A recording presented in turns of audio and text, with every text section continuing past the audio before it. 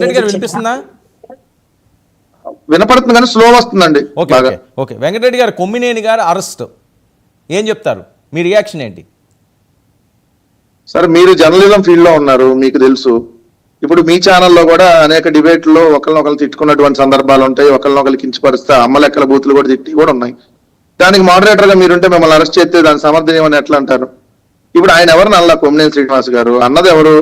ఎవరైతే కృష్ణరాజు అనేటటువంటి జర్నలిస్ట్ గా ఉన్నటువంటి అతను అన్నాడు. ఇతను మోడరేటర్ గా అక్కడ ఉన్నప్పుడు అతన్ని అరెస్ట్ చేస్తాము, అతని మీద SC ST కేసు కూడా పెట్టారు సార్ కొమ్మినేని గారి మీద. ఎంత దారుణం అంటే, రెడ్ బుక్ లో మొన్నటిదాకా వైఎస్ఆర్ కాంగ్రెస్ పార్టీ కార్యకర్తల్ని, నాయకుల్ని, మరి కొంతమంది ప్రభుత్వ అధికారులను ఎలా పెట్టారు, ఇప్పుడు జర్నలిస్టుల వంతు కూడా వచ్చింది. రేపు పొద్దున మీ వంతు కూడా రావచ్చు. మీరు కూడా దయచేసి తెలుగుదేశం మీద వ్యతిరేకంగా ఏం మాట్లాడమాకండి. ఎందుకంటే మీరు మాట్లాడితే మిమ్మల్ని కూడా అరెస్ట్ చేసేటటువంటి సందర్భాలు రావచ్చు భవిష్యత్తులో. ఇవాళ కొమ్మినేని గారికి వచ్చింది, రేపు పొద్దున వర్మ గారికి రావచ్చు, లేదంటే మీ ఛానల్లో పనిచేసే వాసుదేవన్ గారికి, ఇంకో బ్రహ్మనాయుడికి, అందరికీ రావచ్చు. సో ఒక జర్నలిస్ట్ ని, ఆయన 50 సంవత్సరాల నుంచి పత్రికా ఫీల్డ్ లో, పత్రికల్లో జర్నలిజంలో ఉన్నారు, 70 సంవత్సరాల వయసు.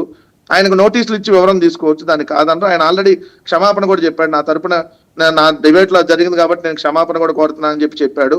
దానికి యాజమాన్యానికి కూడా ఎటువంటి సంబంధం లేదని చెప్పాడు. ఇప్పుడు డిబేట్లు జరిగినప్పుడు డిబేట్లు అనేక అంశాలు వస్తాయి. మరి ఇదే డిబేట్లలో జగన్మోహన్ రెడ్డి గారిని తలకాయ నరికేస్తా అన్నాడు ఎవరైతే సస్పెండ్ అయినటువంటి జడ్జి రామకృష్ణ. మరి ఆ ఛానల్ యాజమాన్యం మీద కూడా కేసులు పెట్టి అరెస్ట్ చేయాలి కదా. మరి ఇదే TV5 లో అదే మోడరేటర్ గా ఉన్నటువంటి సాంబశివరావు గారు ఏమంటాడు? లంబాష ముంబాష మాట్లాడాడు. మరి అరెస్ట్ చేయాలి కదా. మొన్న చేబ్రోలు కిరణ్ మాట్లాడినప్పుడు అక్కడ యాంకరు, ఆ ఛానల్ నిర్వహిస్తున్న గొట్టిపాటి వంశీకృష్ణ, మరి వాళ్ళందరినీ ఎందుకు అరెస్ట్ చేయలేదు? ఆ మాట్లాడినటువంటి అతనితో పాటు వాళ్ళ మీద కూడా కేసులు పెట్టాలి కదా. వాళ్ళకొక న్యాయం, వీళ్ళకొక న్యాయం ఉండదు కదా. ఇప్పుడు మరి ఆ ఛానల్లో అదే మోడరేటరు దాన్ని ఖండించకపోగా, ఎవరు చేబ్రోలు కిరణ్ మాట్లాడింది యాస్టీజ్ గా ప్లే చేశారు. మరి యాజమాన్యం చూసుకోకుండా ప్లే చేసినప్పుడు మరి వాళ్ళు కూడా బాధ్యత గల చూసుకొని కావాలని ప్లే చేశారా? ఇప్పుడు అమరావతి, ఆంధ్రప్రదేశ్కి అమరావతి ఒక రాజధాని. ఆ రాజధాని ప్రాంతంలో వాళ్ళు ఉన్నారు, వాళ్ళు ఎక్కువగా ఉన్నారు అనే మాట అన్నది మీరు సమర్థిస్తున్నారా?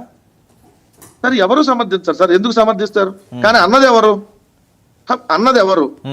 ఇప్పుడు డిబేట్ లో కూర్చొని అన్నటువంటి వ్యక్తికి డిబేట్ ని కండక్ట్ చేసేటటువంటి మిమ్మల్ని కూడా అరెస్ట్ చేస్తాను దాంట్లో అంటే అది కాదు కదా సమర్థనీయం.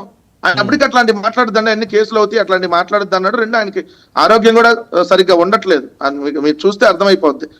సో ఆయన ఇప్పుడు ఒక్కొక్క సందర్భంలో తీవ్రంగా ఖండించకపోయి ఉంటాయి. అట్లాంటి మాత్రాన మరి ఛానల్లో ఉన్న మోడరేటర్ మీద కూడా కేసులు పెడతామంటే మరి తిట్టిస్తున్నాళ్ళు.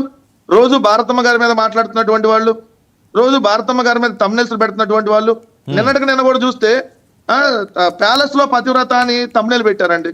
మరి ఆ ఛానల్ నిర్వహిస్తున్న మహాన్యూస్ MDని కూడా అరెస్ట్ చేయాలి కదా. మరి మహిళల మీద ఇది మహిళలు కించపరిచినట్టు కదా. ఎందుకంటే తోటి ప్యానలిస్ట్ గా ఒక మహిళ ఉన్నారు కాబట్టి మరి ఇదే మహిళలు కంప్లైంట్ ఇవ్వచ్చు కదా. మరి ఇదే రాజధాని ప్రాంతానికి సంబంధించినటువంటి భారతమ్మ గారిని మరి ఈ విధంగా తమ్నెల్స్ పెట్టి ఓ మాజీ ముఖ్యమంత్రి గారి భార్య మీద ఇష్టానుసారంగా మాట్లాడుతున్నప్పుడు ఆ చేబ్రోలు కిరణ్ మాట్లాడాడు. మరి ఆ ఓనర్ ని, మోడరేటర్ ని అరెస్ట్ చేయమని చెప్పి మరి అమరావతి మహిళా లోకం ఎందుకు అడగలేదు? మరి ఇది చెప్పాలి కదా. ఒక్కటైతే క్లియర్ గా చెప్తున్నాను సార్, మొన్నటిదాకా వైఎస్ఆర్ కాంగ్రెస్ పార్టీ వంతు వచ్చింది, ఈ రోజు జర్నలిస్ట్ వంతు వస్తుంది, రేపొద్దున జనసేన ఇంకోల వంతు కూడా వస్తుంది. రెడ్ బుక్ అందరినీ బలి తీసుకునేటటువంటి టార్గెట్ గా వెళ్తున్నారు. సో ఇది మాత్రం ప్రజాస్వామ్యాన్ని నిజంగా అపహాస్యం చేసినట్టు. ఇప్పుడు ఒక జర్నలిస్ట్ నే ఈ విధంగా అరెస్ట్ చేసి, 50 సంవత్సరాల అనుభవం ఉన్నటువంటి జర్నలిస్టు, 70 సంవత్సరాల వయసు, ఆయన అనేక ఛానల్లో పనిచేశారు, మీ అందరికంటే సీనియర్, మీకు తెలుసు కొమ్మినేని గారి గురించి. అటువంటి వాళ్ళని కూడా ఈరోజు అరెస్ట్ చేసేటటువంటి పరిస్థితి ఈ రాష్ట్రంలో వచ్చిందనంటే, ఓ పక్క అత్యాచారాలు జరుగుతున్నాయి, దాని మీద ఎక్కడ అరెస్టులు ఉండవు. ఎందుకంటే పరిటాల సునీత ఇలాకాలో 14 మంది 6 నెలలుగా 9వ తరగతి చదువుతున్నటువంటి దళిత బాలికని 14 మంది అత్యాచారం చేస్తా ఉన్నారు 6 నెలలుగా. ఇప్పటి వరకు కేసు పెట్టలేదండి, ఇప్పటి వరకు పోలీసులు కేసు పెట్టలే. మరి ఈ రాష్ట్రంలో పోలీసులు ఎలా పనిచేస్తున్నారు, ఏ విధంగా ఎంత దుర్మార్గంగా వ్యవహరిస్తున్నారు? మహిళను అత్యాచారం చేస్తే మరి తోటి మహిళలు డిమాండ్ చేయాలి కదా. ఇప్పుడు వెళ్ళి అదే తుళ్ళూరు పోలీస్ స్టేషన్ లో కేసు పెడతారా లేదా? ఆ దళిత బాలికనే 14 మంది అత్యాచారం చేశారు. ఎక్కడికి పోతున్నాం? ఈ ఆంధ్రప్రదేశ్ మరి అత్యాచార ప్రదేశ్ అవుతుంది.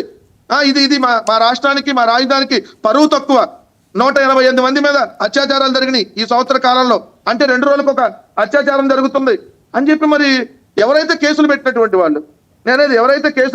వాళ్ళు మరి దీని మీద కూడా పెట్టాలి కదా వర్మ గారు. ఎందుకంటే కొమ్మినేని గారిని కావాలని వాంటెడ్ గా కొమ్మినేని గారిని అరెస్ట్ చేయాలనేటువంటిది వాళ్ళ ముందు నుంచి ఉన్నటువంటిదే. అందుకనే ఒక అంశాన్ని పట్టుకొని ఆ చర్చలో జరిగిన దాన్ని పట్టుకొని ఆయన్ని అరెస్ట్ చేసింది ఈ ప్రభుత్వాన్ని మాత్రం స్పష్టంగా కనపడుతుంది. Right. ఇది ఖచ్చితంగా మీడియా స్వేచ్ఛని, పత్రికా స్వేచ్ఛని హరించడమే. ఈ రాష్ట్రంలో ఎటువంటి దుర్మార్గమైనటువంటి పరిస్థితులు ఉన్నాయంటానికి ఇది ఒక నిదర్శనంగా చెప్పొచ్చు. ఒక నిమిషం రాధికా గారు మీ వాయిస్ మ్యూట్లో ఉన్నదేమో ఒకసారి చెక్